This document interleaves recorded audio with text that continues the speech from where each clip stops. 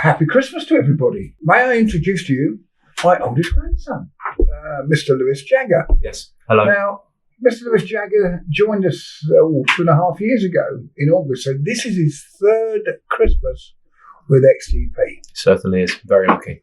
Yes, very good. And how are Christmases at XTP? Oh, very joyful. The annual Christmas parties always seem to kick up a bit of fun. Do they? Yes, they certainly do. Yes, there's usually a few bits and pieces going on there.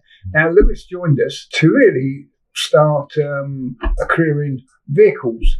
And since he's been with us, he's been working with John Flanagan. And it's been really good because John has a great knowledge from his past with commercial and non-commercial vehicles. And he's really been mentoring Lewis, who's learned quite a lot of him. And Lewis has gone that step further because Lewis went and took his CPC so that he's now a fit person, supposedly. Supposedly, that's the key word there, yes. And able to run a fleet of heavy goods vehicles. Mm-hmm. Now, I believe you were the youngest person on the course. Yes, so when I did the course back in February of this year, I did a 2-week intensive course. And following up from that, there's 2 tests you have to sit, a multiple choice, and obviously the full examination. The examiner said to me I was the youngest person he'd known that he'd taught that had passed. So, I'll take it. And how many people were in the lesson with you? Oh, when I went for the 2-week course, there was, I'd say, a room of about maybe 25.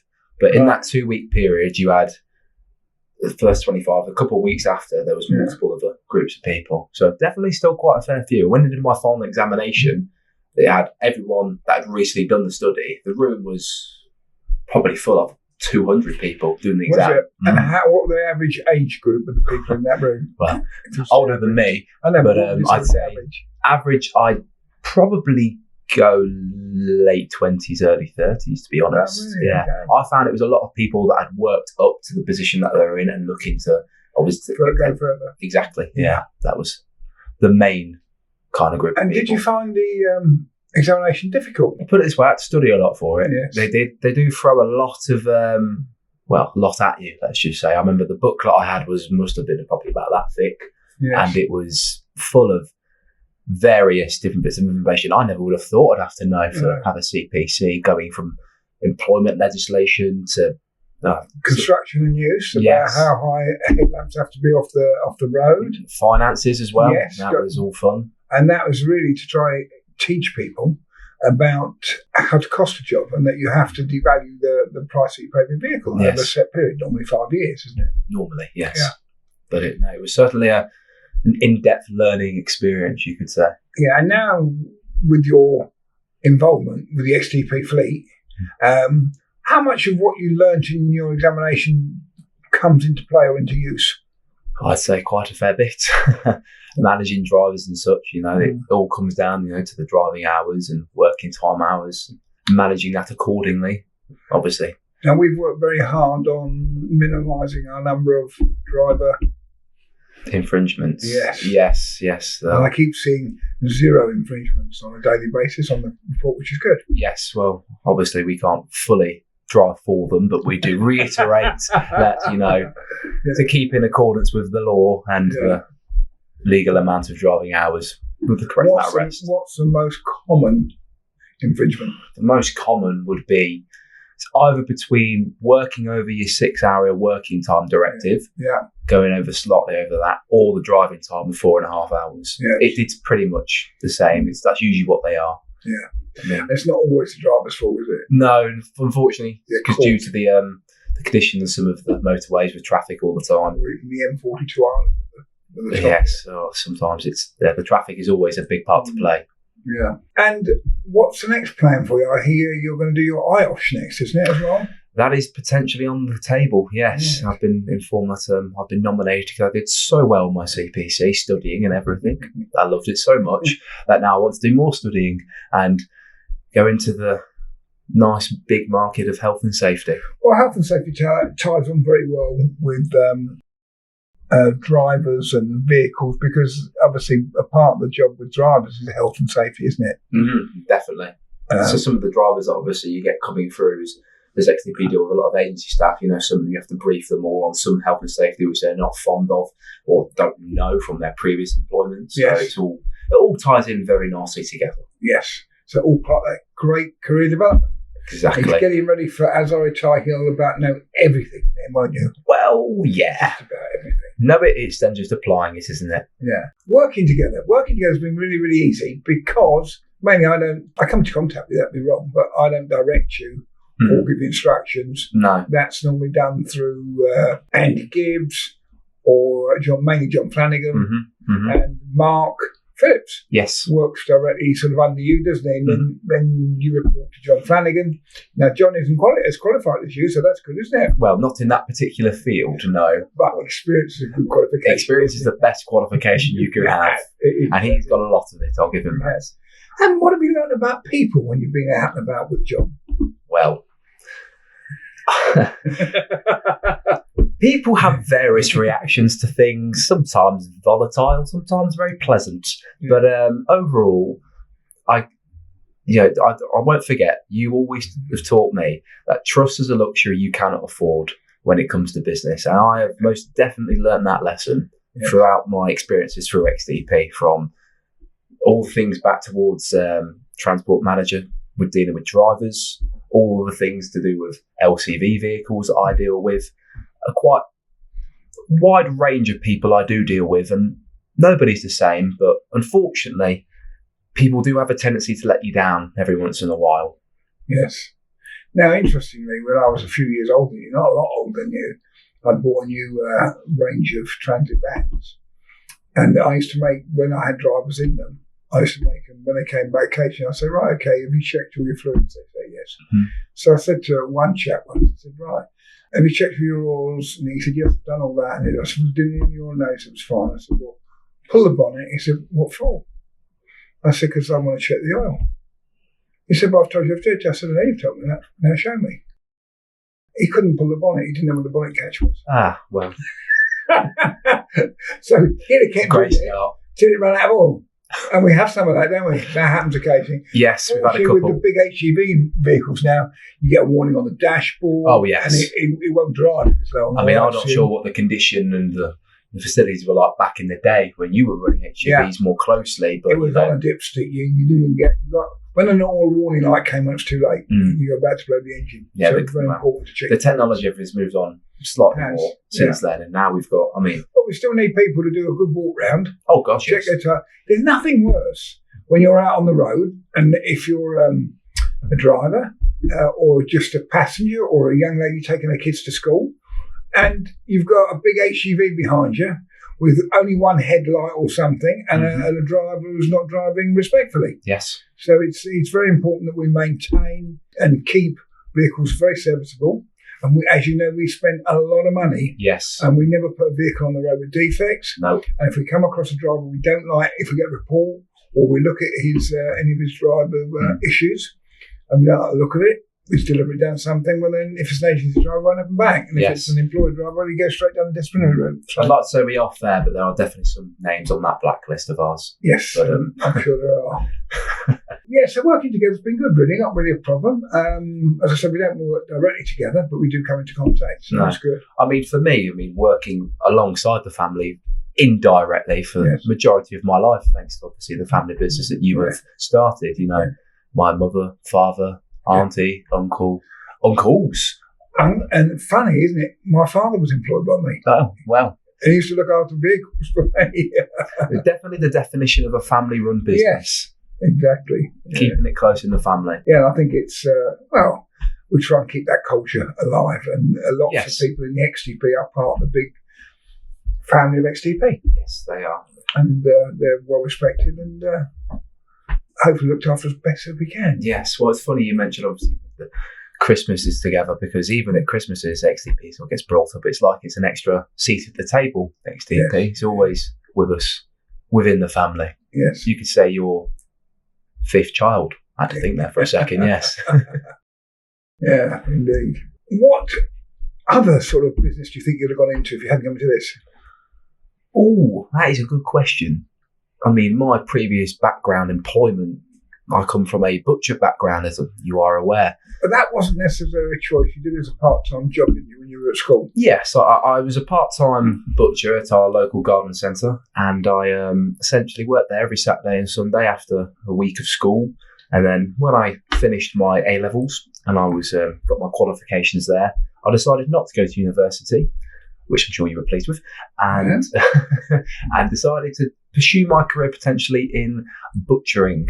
Now, it was an interesting experience. But you were looking for something else as you were doing it, weren't you? I was, yes. Weren't you interested in surveying or something? Yes, there was a period of time I was interested in going into the property market. Yeah. There's still obviously things I could branch into if I wanted to. You're young enough. But no, yeah, I guess I'm at the age now where my main objective really to get as many qualifications as I can, and and see where it takes you. Yes, exactly. Like you kindly said, I'm young enough. And you got a health and safety. If you get the health and safety qualifications as well, you can transfer that to any field. You can work for a manufacturer running their vehicles and doing health and safety. There's lots and lots of things you can do.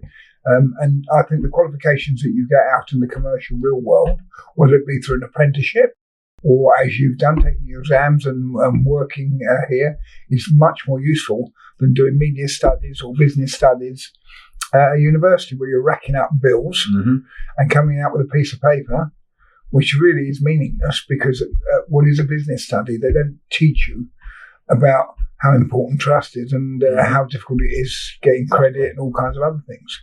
Like you said, experience is the greatest qualification you can have, and unfortunately, if you go to university, you don't gain that experience; you gain the knowledge. Well, you'll get the same university education I got, the University of Life. Yes, the greatest university. Yes, good. So your brother, he's becoming a qualified electrician, isn't he? That's the plan for him. Yes, he is. He's been an apprentice, hasn't he? He has, yes, and he's at the end of his road now and is eventually going to be fully qualified. Hopefully he takes his exams in February, doesn't he? Yes. Now, again, he didn't go to university. I mean, I think if you want to be an accountant, you want to be a lawyer, or there's something you want to do, or you just want to go and have a good time for 2 or 3 years, which is fine. Uni's for you. Uni's for you. But then you have the courses which are like flower arrangements and some of the other ones that I've heard of. And David Beckham studies as well, I remember. David Beckham studies. Yeah, that's David Beckham studies. But no, I think university is good for what it is, and that's for taking highly educated or highly intelligent people and furthering their education to which they can follow on with. There was a very small percentage of people when I was at school that went to university, probably 5-10% of people. Well, as you know from my school, they push everyone to go to university, nowadays at least. And how many friends have you got at uni? Oh, I think out of my group of friends, I was, one of the very few that didn't. I think there was 2 of us that didn't go to university. Everybody else has now been. Some of them still there, and some of them finished. Did anybody drop out? Yes. Oh, how many dropped out? I think only the one, to be honest. Why was that?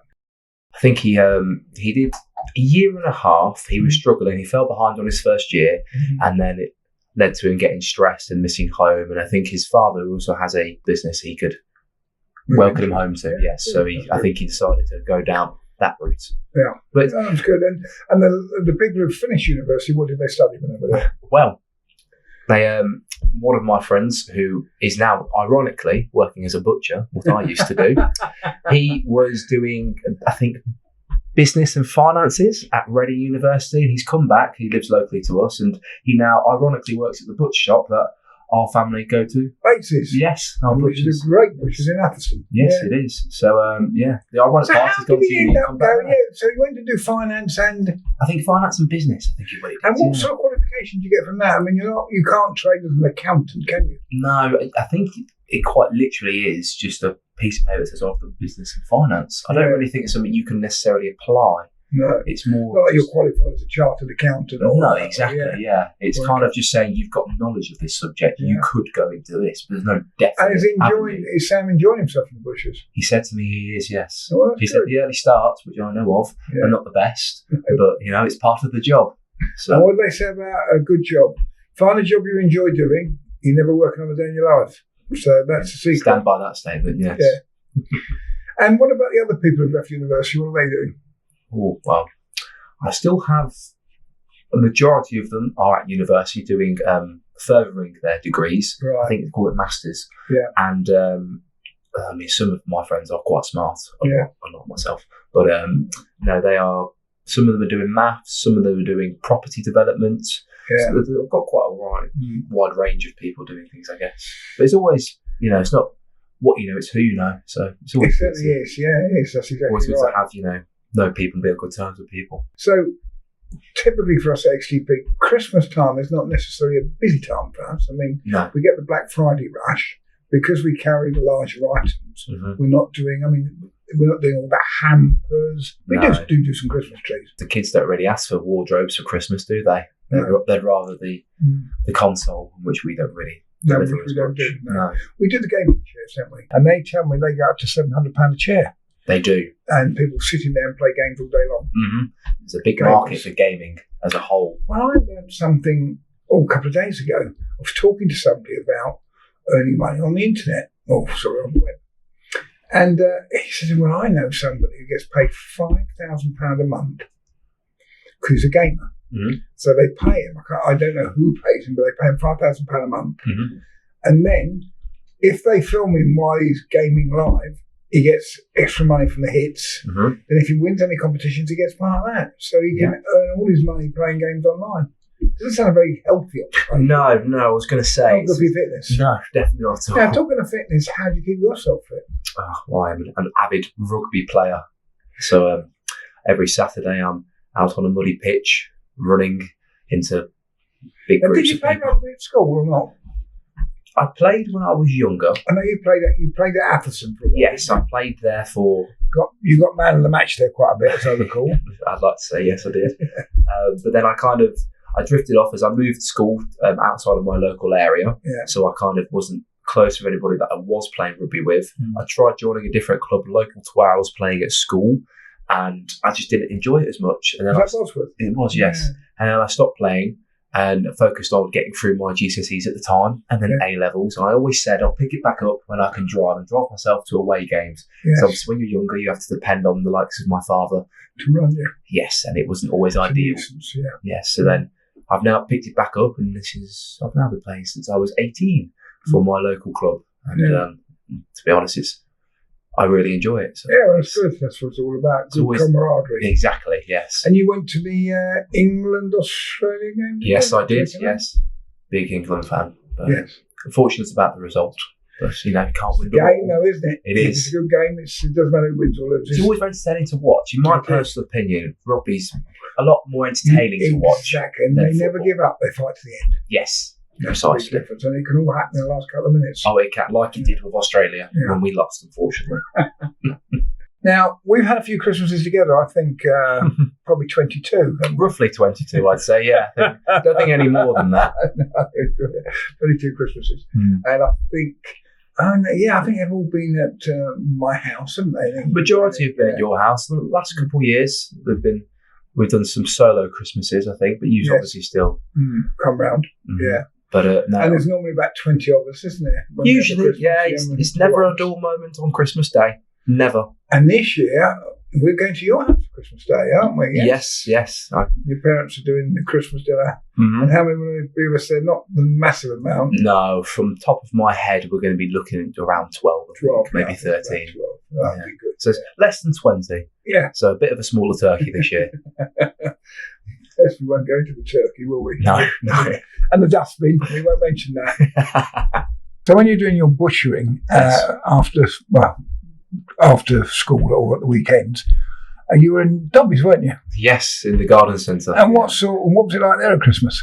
Oh, Christmas time, anyone that will know as a butcher is very, very busy. A lot of the butchers that I know locally, so not the one that I worked at, a lot of the lads that work there, they obviously base their year and get a massive bonus at Christmas. Oh, do they? Yes. I mean... Will Sam get a big bonus? Yes, he's already told me his big bonus is coming. But it's very much worked for, though, because they'll be working consecutively long days for Saturdays and Sundays sometimes, don't they? Oh, yes, they work. Oh, it is ridiculous. Yours was Saturdays and Sundays, wasn't it? It was, yes. So when people moan about being in logistics, what we're in, being a butcher is equally as challenging. It most definitely is. It's very demanding hours, and it can be very strenuous work. especially heavy meat and things. When I was working out, I was at a catering butcher, so I was working in a fridge for the whole day. Now that made life a lot harder and colder. And Dobbies, so they used to obviously have a big Christmas event there. Did Santa's Grotto and all that, do they do? Yes. Luckily, I was never drafted in to do any of the social media or marketing at Dobbies. I can't say the same here at XDP. I seem to be drafted in for many costumes and events. Well, if you're about a foot shorter and a foot wider, we'd have a good job for you.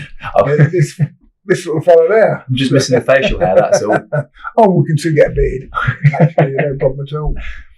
Yeah, so here we make an effort as well, don't they? All the girls in every department. Yes. Or I should say all the people in every department, they make an effort to decorate the tree. And we used to have a competition. I think we still do. Yeah, that's good. Yeah. And it's nice everyone makes an effort. Now, Jay in security said to me, I really feel left out. He said everybody else has got Christmas decorations, so I brought him in a load today, and he's busy decorating the security lodge. Which is he'll be happy with that then. He will be. He was delighted with that, and I'm giving him some decorations, so I'll find him some more. So to keep him Christmassy. Particularly the girls in the, it's not the final mile team, the other section, I can't remember what they're called now, but they always put on a good show for the decorations. Yeah. Zach's always very good in keeping is very good. Yeah, with the decorations. It's always very impressive how they always get it set up so quick. Yeah, no, it is. And it's good because it did make you feel very, very Christmassy. There's nothing better than coming in and feeling a bit festive in December when it's cold outside, wet or rainy, and the traffic's horrendous as it always is. Yes.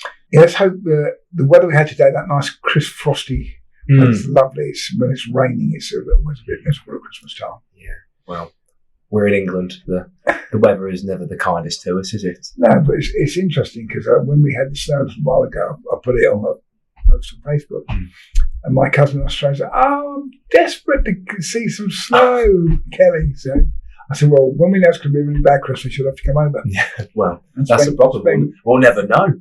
Well, you get a feeling with the Christmas season now. True. See, I could never imagine that having a sunny Christmas.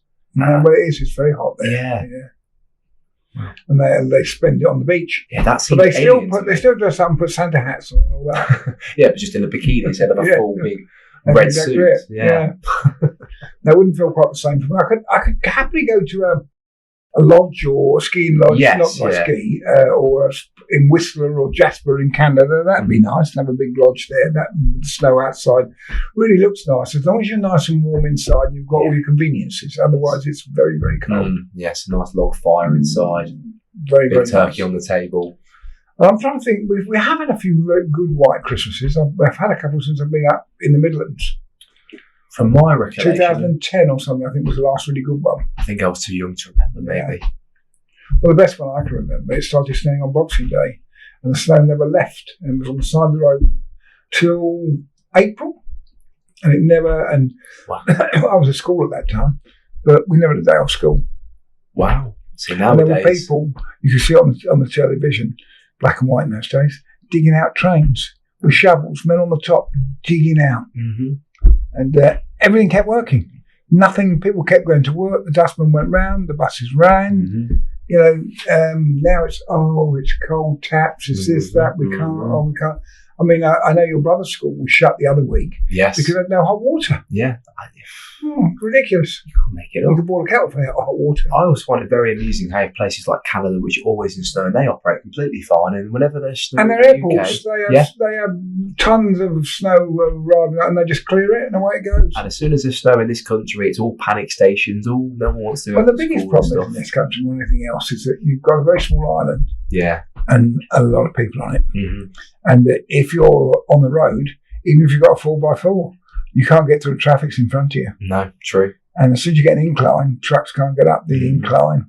It makes it very chaos difficult. starts. So yeah, I don't mind a bit of snow this Christmas, but I'd like it to fall on Christmas Day and Boxing Day. Yes, I don't like it to interfere with work. No, yes. No. Now it doesn't fall so well this year, does it?